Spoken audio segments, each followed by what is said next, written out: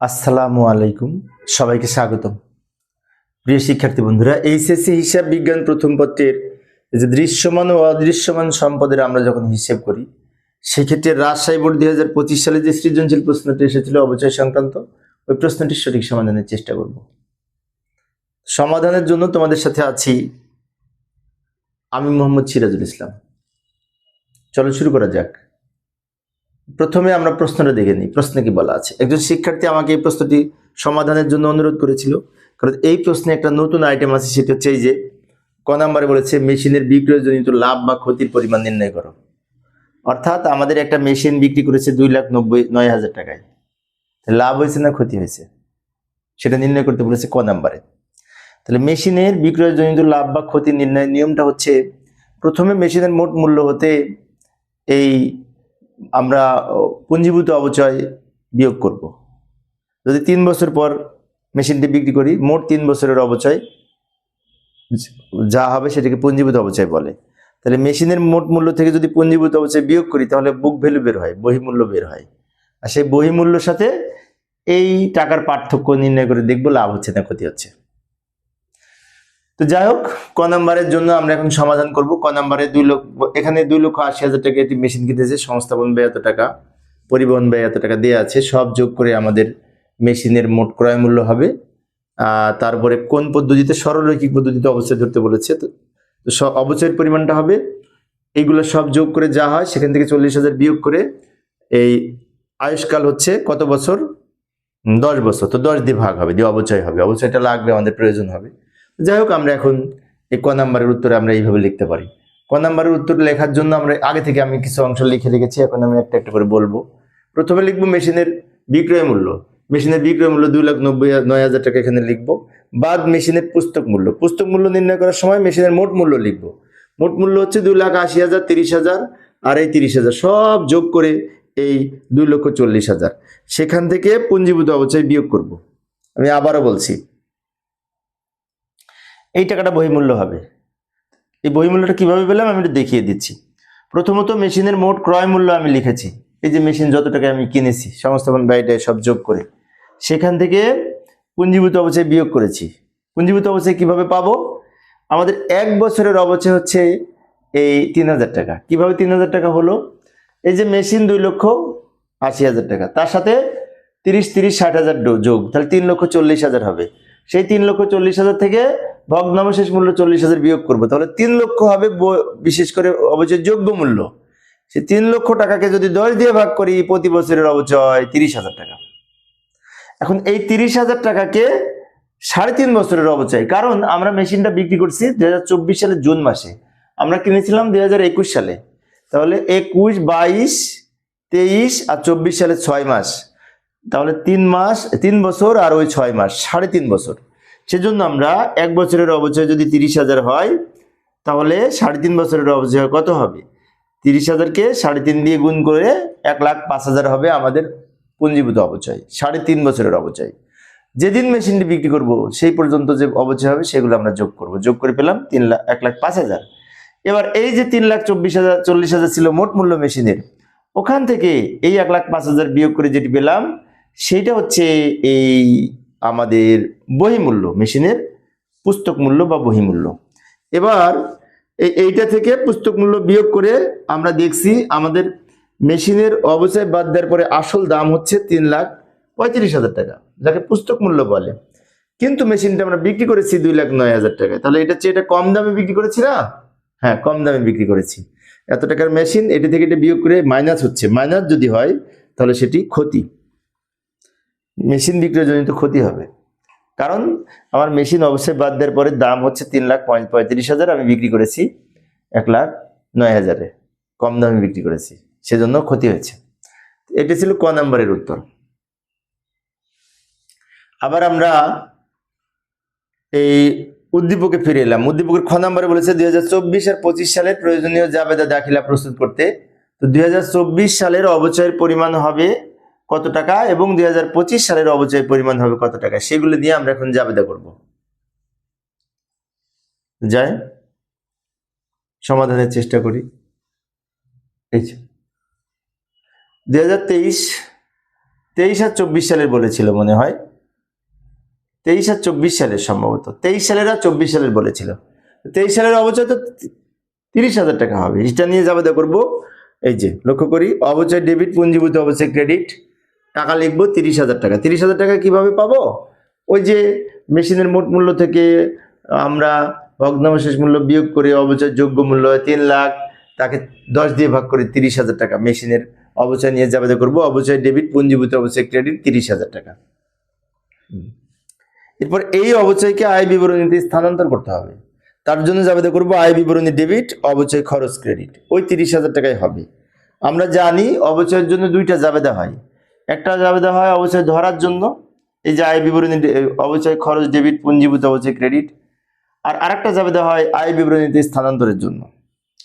এইবার 2024 সালের জাবেদা করব কত টাকা, তাই না? আচ্ছা, 2024 সালের জাবেদা কিন্তু অবচয় নিয়ে জাবেদা সেম জাবেদা করব, অবচয় ডেবিট, পুঞ্জীভূত অবচয় ক্রেডিট। কিন্তু টাকা আমরা লিখবো হাফ, 15,000।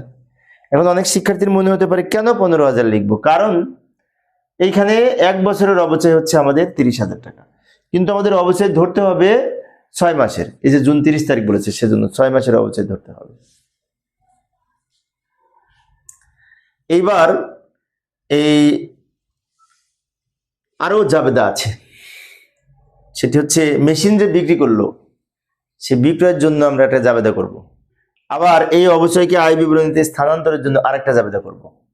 মেশিন যে বিক্রি করেছে লসে, তার জন্য জাবেদাটা কিন্তু ভালো করে খেয়াল করব। এটা অনেক শিক্ষার্থীর কঠিন মনে হয়। তো বাকি জাবেদাগুলি করার জন্য আমি একটা কাজ করেছি, সেটা যে ক নাম্বারের যে গণনা কার্য, সেটা আমি নিয়ে এসে উপরে রাখলাম। ক নাম্বারে আমরা যে গণনা কার্য করেছিলাম সেটা নিয়ে এসে আমি উপরে রেখেছি। এটা দেখে দেখে এখন আমরা নিচে জাবেদা করব। প্রথমে এই কিভাবে করব? আচ্ছা, মেশিন বিক্রয় করলে কি হয়? নগদ টাকা পায়, নগদান হিসেবে ডেবিট হবে, তাই না? আর মেশিন বিক্রি করার ফলে ওই মেশিনের পুঞ্জীভূত অবচয় বাতিল করতে হয়। কেননা মেশিনই যদি না থাকে তাহলে তার পুঞ্জীভূত অবচয় রেখে লাভ কি? সেজন্য কখনো যদি মেশিন বিক্রি করা হয় তাহলে ওই পুঞ্জীভূত অবচয় বাতিল করতে হয়। পুঞ্জীভূত অবচয় ক্রেডিট ব্যালেন্স বাতিল করতে হলে এখন পুঞ্জীভূত অবচয় ডেবিট হবে, পুঞ্জীভূত অবচয় ডেবিট হবে।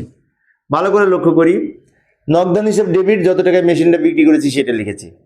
পুঞ্জীভূত অবচয় ডেবিট, পুঞ্জীভূত অবচয় যত টাকা পেয়েছিলাম 3.5 বছরের অবচয় সেটা লিখেছি। আর এই অঙ্কে ক্ষতি হয়েছে, কত টাকা ক্ষতি হয়েছে? 26,000 টাকা। তাহলে মেশিন বিক্রয়ের জন্য ক্ষতিটাও কিন্তু ডেবিট হবে, কারণ ক্ষতি ব্যয় এগুলি বৃদ্ধি পেলে ডেবিট হয়। তাই মেশিন বিক্রয়ের জন্য ক্ষতি ডেবিট হবে। এবার ক্রেডিট হবে কি? শুধুমাত্র মেশিন হিসাব ক্রেডিট হবে। কত টাকা? মেশিন, এই যে 3,40,000 টাকা ক্রেডিট হবে মেশিনের জন্য। তাহলে একটা ক্রেডিট 3টা ডেবিট হবে। মেশিন যখন বিক্রি করব মেশিনটা চলে যাবে, তাই মেশিন হিসাব ক্রেডিট করেছি। আর ডেবিট হবে কয়টা? নগদ টাকা পাচ্ছি, নগদান হিসেবে ডেবিট। পুঞ্জীভূত অবচয় বাতিল করতে হবে, তাই পুঞ্জীভূত অবচয় ক্রেডিট, এই ডেবিট সরি। আর ক্ষতি ডেবিট, 3টা ডেবিট, এই 3টা যোগ করে আবার এটার সাথে মিলে যাবে। এইবার সবার শেষে এই যে ক্ষতি যে টাকাটা হয়েছে, এই টাকাটা এবং অবচয়ের টাকাটা দুইটা মিলে আয় বিবরণীতে স্থানান্তরের মাধ্যমে সমাপনী জাবেদা দিতে হবে। তার জন্য জাবেদা হবে এই আয় বিবরণী ডেবিট, আর অবচয় ক্রেডিট, আর এই যে মেশিনের ক্ষতি ক্রেডিট। অর্থাৎ মেশিন বিক্রয়জনিত ক্ষতি যেটা, এটাও কিন্তু মুনাফা জাতীয় ক্ষতি, তাই এটাও আমরা বন্ধ করব। আবার অবচয় হিসাবকেও বন্ধ করব। দুইটা হিসাবকে বন্ধ করার জন্য আয় বিবরণী একবার ডেবিট করলাম, ওই দুইটা ক্রেডিট করলাম। টাকা লিখবো ওই অবচয়ের টাকা। অবচয়ের টাকা মানে কি? ওই যে 15,000 যে 24 সালের অবচয়, ওই টাকাটা। সেই জন্য টাকা লিখবো 41,000 ডেবিটে লিখবো, আর অবচয়ের 15,000 ক্রেডিটে লিখবো, এবং ক্ষতি 26,000 ক্রেডিটে লিখবো। এই ক্ষতি আর অবচয় দুইটা মিলে ডেবিটে বসবে এখানে। এই হচ্ছে আমাদের জাবেদা। তা আবার আমরা লক্ষ্য করি, আমার উদ্দীপকে ফিরে এসেছি। গ নম্বরে বলেছে 2021 আর 22 সালের অবচয় হিসাব আর পুঞ্জীভূত অবচয় হিসাব প্রস্তুত করো। তো অবচয় হিসাব এবং পুঞ্জীভূত অবচয় হিসাব করার জন্য আমাদের দুইটা খতিয়ানের ঘর অঙ্কন করব। প্রথমে আমরা অবচয় হিসাবটা করব। আচ্ছা, প্রতি বছরের অবচয় কিন্তু 30,000 টাকা, মনে আছে? ওই যে মোট অবচয় সরলরৈখিক পদ্ধতিতে অবচয় নির্ধার্য করার সূত্র নিয়ম কি? এই মেশিনের সব সংস্থাপন ব্যয়টাই সব যোগ করে পেয়েছি 3,40,000 টাকা। সেখান থেকে ভগ্নাবশেষ মূল্য বিয়োগ করে পাবো 3 লাখ টাকা। তাকে 10 বছর আয়ুষ্কাল দিয়ে ভাগ করলে 30,000 টাকা অবচয় হবে। এখন আমরা মেশিনটা বিক্রি করেছি কিন্তু 24 সালে, তাহলে 2021 এবং 22 এই 2 বছরের অবচয় কিন্তু পূর্ণ বছরেরই হবে। কারণ কি 30,000 টাকা নিয়েই আমরা এই অবচয় হিসাব প্রস্তুত করব। প্রথমে 2021 সালের আমরা যদি খতিয়ান করি, তো এইখানে অবচয় হিসাবের জন্য যাবে দেখি মনে আছে, অবচয় ডেবিট, পুঞ্জীভূত অবচয় ক্রেডিট। তো পুঞ্জীভূত অবচয় নাম লিখে অবচয় হিসাবের ডেবিট দিকে টাকা লিখব,